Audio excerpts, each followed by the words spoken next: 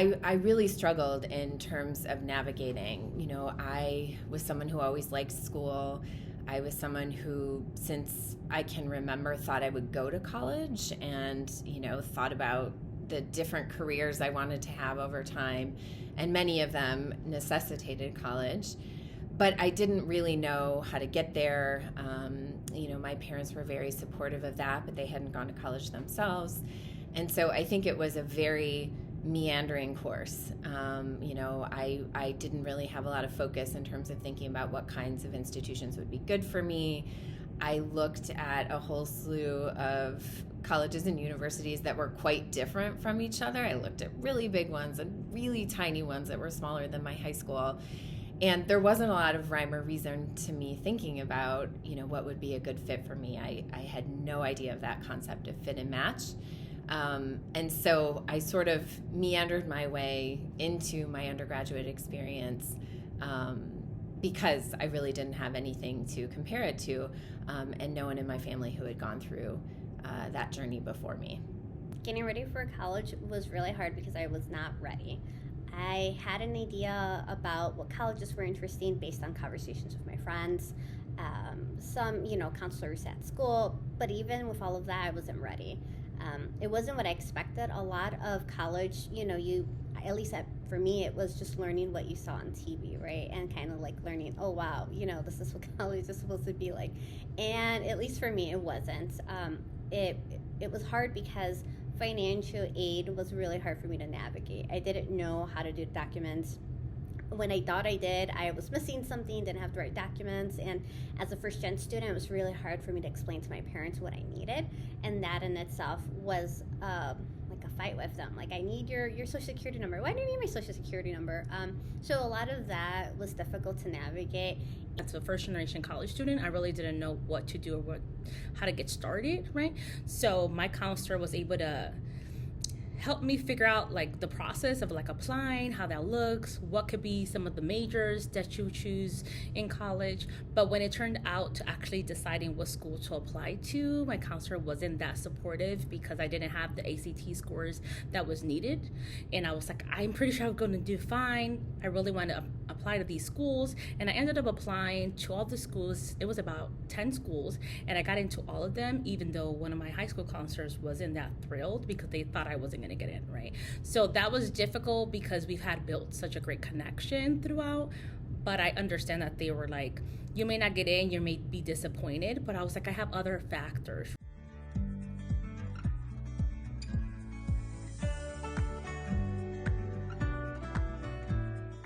So when I started my undergrad career at a small school in Columbus, Ohio, they had a welcome week for students of color that we moved in a week ahead, and there's like a whole host of programming that we could partake in and kind of get to know each other and get a feel for campus and stuff like that. So I'm very happy I took advantage of that opportunity.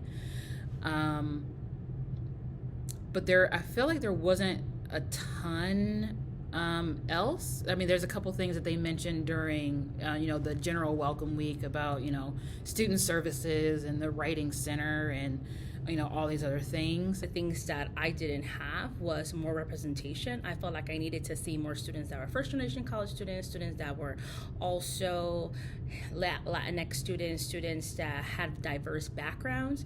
I ended up seeing in most of my classes, not only students, but also faculty and administrators. There weren't a lot of them that looked like me. So sometimes in my classroom, I was like 1 out of 5 Latinx students.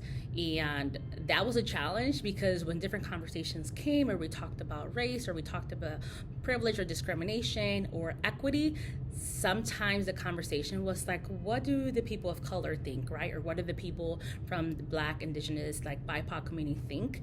And I'm like, I can't represent my whole community, but I really would like to have different groups of people in the conversation, but I think we needed more diversity, in not only in regards to like race and ethnicity, but more diversity of thought, more diversity from people that came from different backgrounds, different ages, and I don't think that I saw that.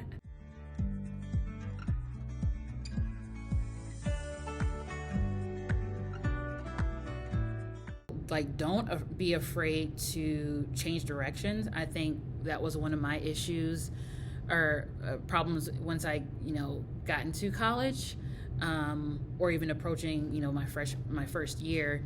I was afraid to change direction. I was like, this is the path. This is what I need to do. But it's okay to change paths. So if one institution isn't working for you, find a different institution that works for you and will get you to your degree. The number one thing I'd like to give to any first-gen students is advocate for yourself. Oftentimes, as a first-gen student, what I've learned as one and advocating for first-gen students is that we don't know what we need sometimes, and sometimes just by talking to someone and asking questions, you start learning about what you need, and then that'll allow you to ask for the help you need. And if asking for help is already hard, talking about it with somebody is usually a good way to open that conversation. At least for me, that helped a lot because it was hard to be that advocate for myself as I started school. Really bet on yourself, and it's hard to do that sometimes, but I think you are going into a space, and whether you're a first-gen student or you think about that later, or you're going through it now and you didn't know you were in your first years in college, I think really bet on yourself. Have confidence that you belong there, that you are doing something for yourself but also for your family, and opening up windows of opportunity for yourself, and you have no idea where it will take you. Whether you're studying something that becomes a lifelong passion and you spend your entire career on, or you're studying something that will open the door to something completely different. All of those things will be possible to you because you are attending college and, exploring the world, exploring careers, exploring jobs in a different way.